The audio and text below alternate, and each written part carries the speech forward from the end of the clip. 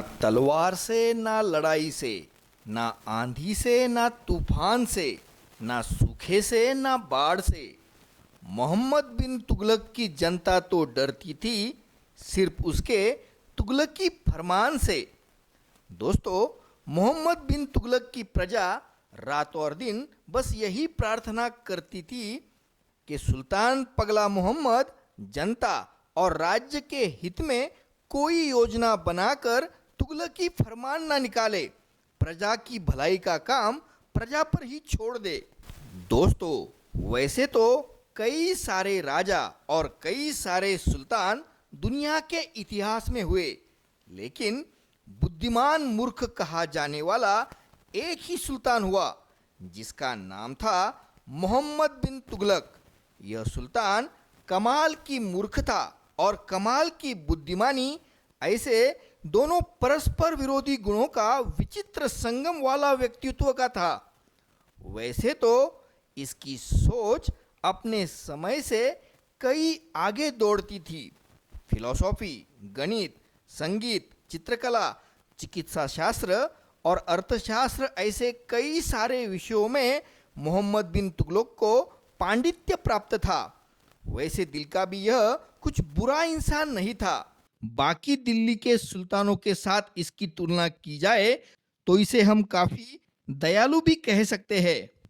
मोहम्मद बिन तुगलक ने दिल्ली के तख्त पर साल 1325 से लेकर 1351 तक, यानी लगभग 26 सालों तक राज किया था।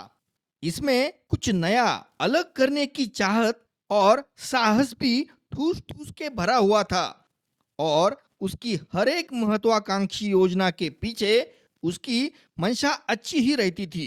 लेकिन फिर भी इसे पगला तुगलक या फिर मूर्ख विद्वान क्यों कहा जाता था? तो दोस्तों, इसका कारण यह था कि यह अपनी बड़ी बड़ी योजनाएं बड़े सोच विचार के साथ कागज पर तैयार कर लेता था। उसकी हर एक योजना के पीछे उसका उद्देश्य उसके राज्य का हित और प्रजा के हित के साथ राज्य का विस्तार करना यही रहता था। लेकिन वह अपनी हर एक योजना को बड़ी हड़बड़ी में अमल में लाता था। उसके लिए सैन्य शक्ति और जबरदस्ती से बल प्रयोग करता था। जमीनी हकीकत और वास्तविकता को वह इस पूरे प्रक्रिया में साफ नजरअंदाज कर देता था। बस अपने कुछ गिने चुने चाटुकार मंत्री और चाटुकार अधिकारियों के साथ सलाह मसलत कर कर अपना फरमान जारी कर देता था। उसके सारे अधिकारी वजीर बड़े ही भ्रष्टाचारी और निकम्मे थे। वह उसके हर एक फरमान का नाम खुद की जेबें भरने में और आम जनता को लूटने में दुरुपयोग करते थे। तुगलकी फरमानों के कारण पगले मोहम्मद के प्रशासकीय अधिकारी और मंत्रीगण खुद तो बड़ा मजा करते थे, माला माल हो जाते थे, लेकिन इसका फल भुगतना पड़ता था आम जनता को और शाही खजाने को। आम जनता और शाही खजाना बुरी तरह से लूटे जाते थे। जनता की तकलीफें और बढ़ जाती थी। शाही खजाना खाली होने के कारण जनता पर और लगान टैक्स लगा दिया जाता था। इसलिए लोगों ने फिर तुगलक की फरमान को मूर्खता का आदेश और मोहम्मद बिन सुल्तान को पगला मोहम्मद कहना चालू कर दिया था। वैसे मोहम्मद बिन तुगलक को पढ़ने का बड़ा शौक था। एक दिन उसने गलती से अलेक्जेंडर द ग्रेट यानी सिकंदर की जीवनी पढ़ ली, और बस तब से उसके दिमाग पर दूसरा सिकंदर होने का भूत सवार हो चुका था। अपना यह महत्वाकांक्षी सपना पूरा करने के लिए वह किसी मौके की तलाश में था। उसे अब सारी दुनिया पर राज करना था। यह मौका उसे मिला भी तो साल 1329-30 में।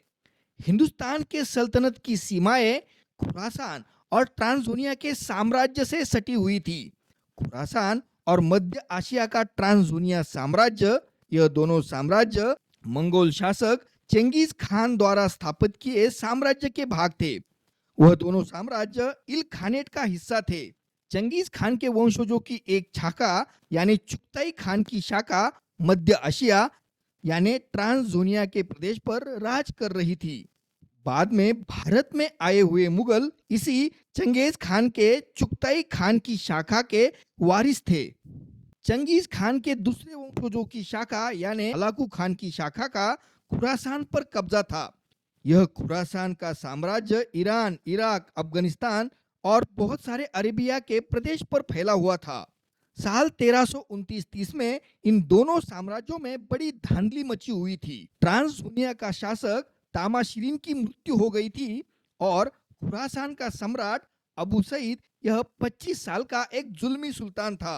उसकी प्रजा उससे नाराज थी। उसके कई सारे मंत्री वजीर भागकर हिंदुस्तान में दिल्ली में मोहम्मद बिन तुगलक के शरण में आ गए थे और बहुत सारे अफगानी टोलियों के सरदारों ने अबू सईद के खिलाफ बगावत कर दी थी।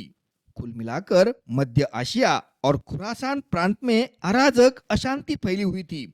अगर इस समय एक बड़ी फौज लेकर यहाँ पर हमला कर दिया जाए तो बड़ी आसानी से इस इलाके को हम जीत सकते हैं, ऐसा मोहम्मद बिन तुगलक को पूरा विश्वास था। अब उसका दूसरा सिकंदर बनने का सपना पूरा करने के लिए यह उसे एक गोल्डन चांस, सुवर्ण संधि मिली थी। तो फिर अपनी हमेशा की आदत से मजबूर मोहम्मद बिन तुगलक ने फट से कागज कलम लिया और झट से एक बड़ी योजना बना डाली। उसकी इस योजना के अनुसार उसे लगभग 4 लाख जितनी बड़ी नई फौज खड़ी करनी थी। ये नई फौज मौजूद फौज से बिल्कुल अलग होनी थी। मध्य एशिया और खुरासान का प्रदेश बड़ा दुर्गम और पहाड़ी था। कम से कम 4 लाख फौज की आवश्यकता तो थी ही। तो फिर उसने यह ठान लिया कि केवल 1 साल के भीतर वह इतनी बड़ी फौज खड़ी कर लेगा। अपने अधिकारियों को वैसे उसने फरमान जारी किया। उसने इस महत्वाकांक्षी सैन्य भर्ती की तरफ युवाओं को आकर्षित करने के लिए एक नायाब योजना भी घोषित कर दी कि जो भी कोई भर्ती किया जाएगा उसे पूरे 1 साल की तनख्वाह पहले ही एडवांस में दी जाएगी। जैसे ही यह खबर चारों तरफ फैली तो युवाओं का सैलाब झुंड के झुंड भर्ती होने के लिए दिल्ली की तरफ निकल पड़े। राजपुताना, सिंध, उत्तर भारत, मुल्तान से युवाओं के जत्थे दिल्ली की तरफ आ गए। वैसे तो मोहम्मद बिन तुगलक के अधिकारी बड़े भ्रष्टाचारी थे। उन्हें इस योजना में से कमाई का नया जरिया मिल गया था। इस महत्वाकांक्षी योजना के लिए मोहम्मद बिन तुगलक ने अपने खजानों के दरवाजे खुले कर दिए थे। उसके अधिकारियों ने सैन्य की संख्या बढ़ाने हेतु युवाओं से रिश्वत लेना शुरू कर दिया और उन्हें भर्ती करने लगे। भर्ती होते ही हर एक को पूरे साल की तनख्वाह एडवांस मिल जाती थी। तो युवकों के लिए भी यह बड़ा फायदे का सौदा था। मजेदार बात और भ्रष्टाचार का स्तर इतना था कि मोहम्मद बिन तुगलक के निकम्मे अधिकारियों ने की संख्या बढ़ाने हेतु लूले, लंगड़े, अपाहिज, बूढ़े और बालकों को भी लश्कर में भर्ती कर लिया था।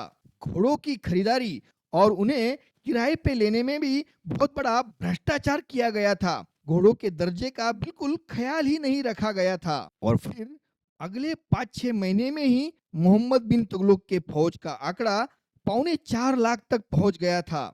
लेकिन इतनी संख्या होने तक अब शाही खजाना बिल्कुल खाली हो चुका था। तो फिर मोहम्मद बिन तुगलक ने कर्जे उठाने शुरू कर दिए। मोहम्मद बिन तुगलक ने इस महत्वाकांक्षी मुहिम के लिए इजिप्ट के मामलुक सुल्तान, अफगानी सरदार, तामाशिरीन के दामाद, इन सारे लोगों से समझौते कर लिए थे और वह अपने फौज के साथ उसकी फौज को मिलने वाले थे।